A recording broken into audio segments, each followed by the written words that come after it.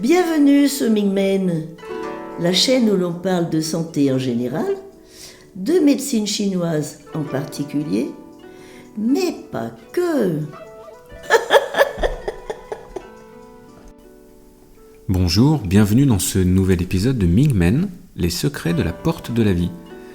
Je suis Sylvain Castagnet, je suis praticien de médecine chinoise à Saint-Genis-Laval, en région lyonnaise. Aujourd'hui, nous allons, une fois de plus, pour ce 3e épisode avec le docteur Alain Mestralet, aborder tout un tas de choses, et notamment aujourd'hui, nous allons voir ensemble un point très précis, très particulier, que le docteur Mestralet va nous raconter à travers une anecdote très très intéressante. Écoutez attentivement et restez jusqu'au bout, je suis sûr que vous allez adorer.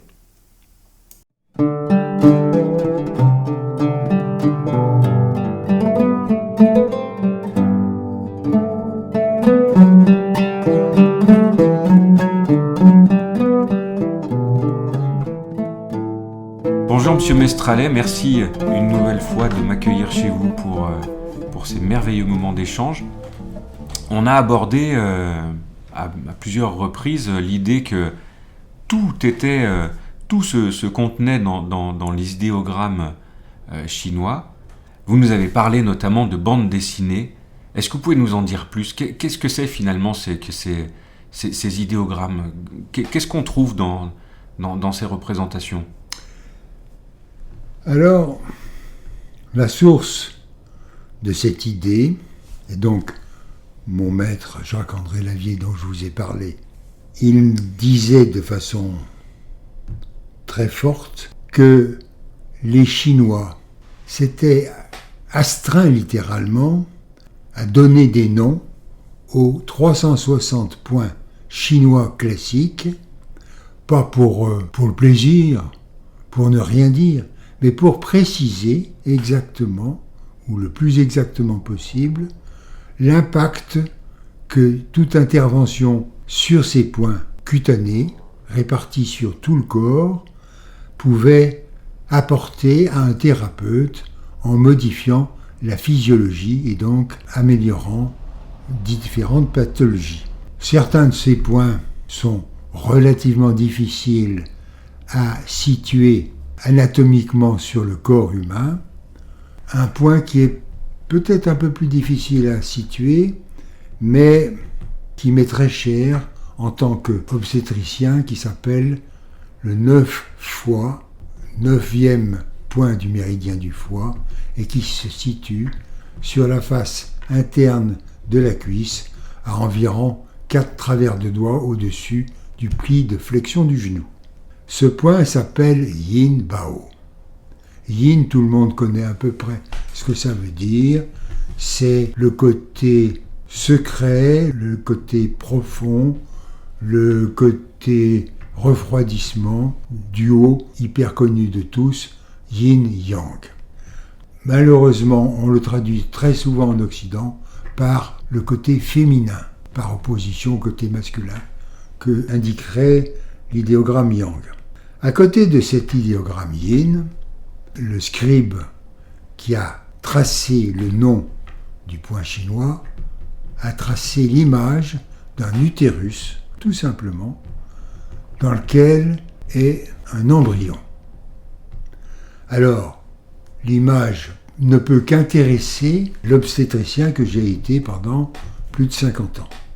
Mais l'association de l'idéogramme Yin et de Bao, un utérus contenant un embryon, ne saute pas aux yeux. Et c'est là qu'il faut faire intervenir, encore une fois, le hasard.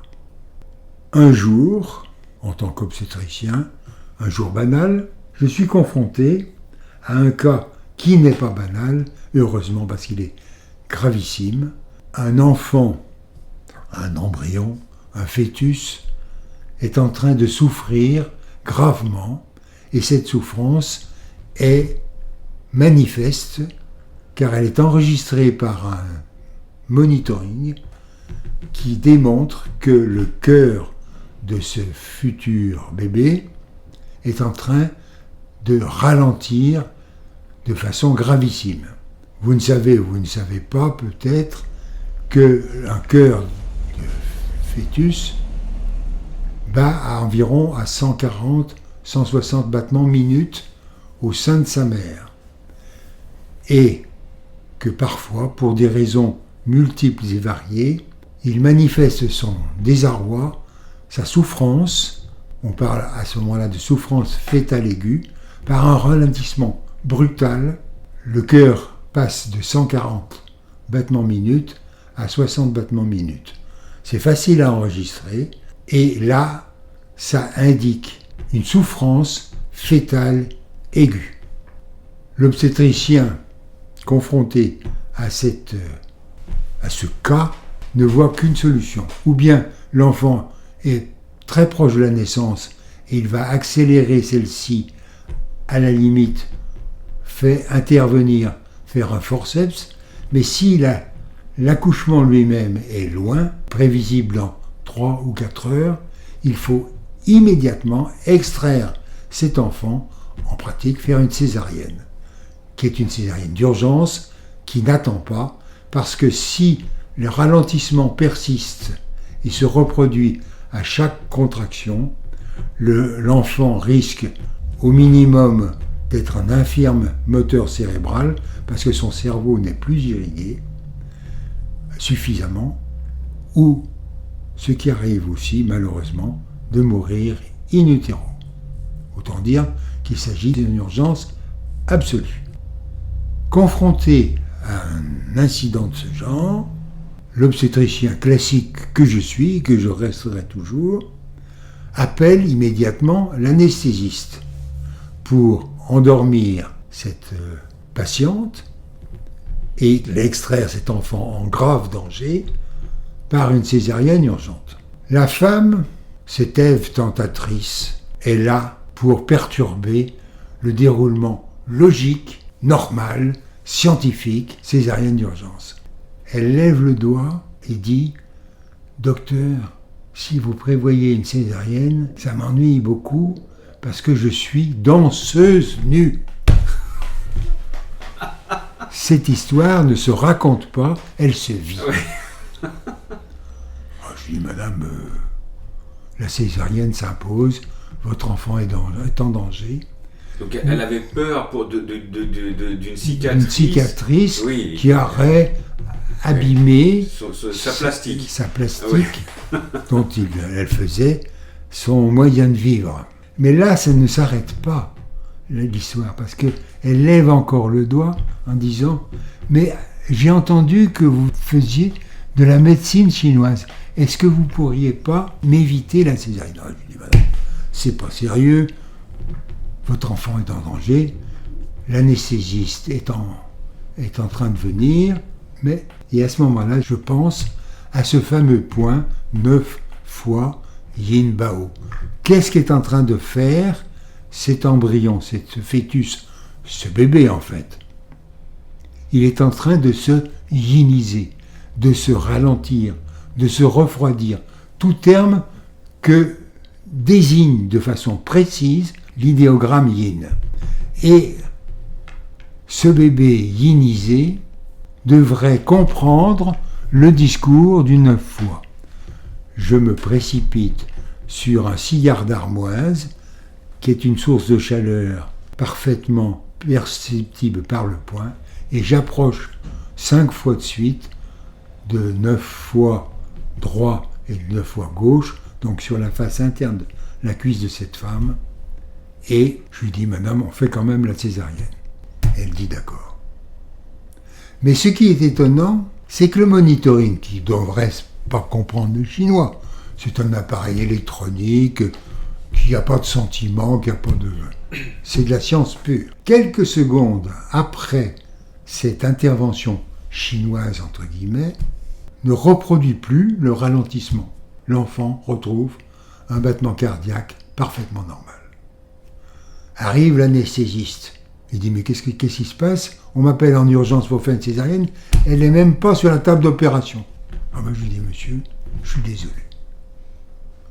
Mais ce qui était une urgence n'est plus une urgence. Apparemment, le bébé va beaucoup mieux Et il va falloir qu'on attende la naissance spontanée, normale, par voie naturelle, de ce bébé qui maintenant va bien. Et de fait, 5 heures après, parce que un accouchement chez une primipare, c'est parfois long, on assiste, un peu ébloui, c'était ma première expérience, à la naissance d'un bébé parfaitement normal, on dira rose, qui respire immédiatement, dont le test d'Apgar, qui est le test classique pour signifier que l'enfant va bien, est à 10 sur 10. Et depuis ce jour-là, depuis cette sollicitation de cette Ève tentatrice, je ne laisse plus passer une souffrance fœtale aiguë ou chronique sans stimuler le point 9 fois avec un cigare d'armoise. C'est très simple et comme dirait un vulgaire, ça peut rapporter gros, ça peut sauver des bébés. C'est incroyable, ça image, c'est le cas de le dire, ça image parfaitement le sens donc non seulement du nom du point, mais son interprétation idéographique. Et c'est une parfaite illustration de tout l'intérêt de s'intéresser aux idéogrammes et de les comprendre, pour comprendre l'intérêt du point et ce que ça va faire résonner chez l'individu. Oui, il faut bien reconnaître que dans cette affaire, l'acteur principal, celle qui a joué le rôle principal, c'est la patiente qui m'a obligé, contraint littéralement, à essayer de trouver une explication dans un cas très particulier. Mais on n'a pas toujours cette chance, et de tous les idéogrammes, je n'ai pas prétention de les avoir tous compris, beaucoup m'ont amené à apporter des solutions thérapeutiques, parfois moins brillantes, moins immédiates, plus dans la durée, dans la profondeur, m'ont amené à authentifier l'idée géniale de mon maître Lavie. Pour comprendre la médecine chinoise, il faut comprendre ce que voulait dire, ce que nous ont transmis les pères fondateurs de la médecine chinoise ancienne. Merci Monsieur Mestralet. Mais je vous en prie.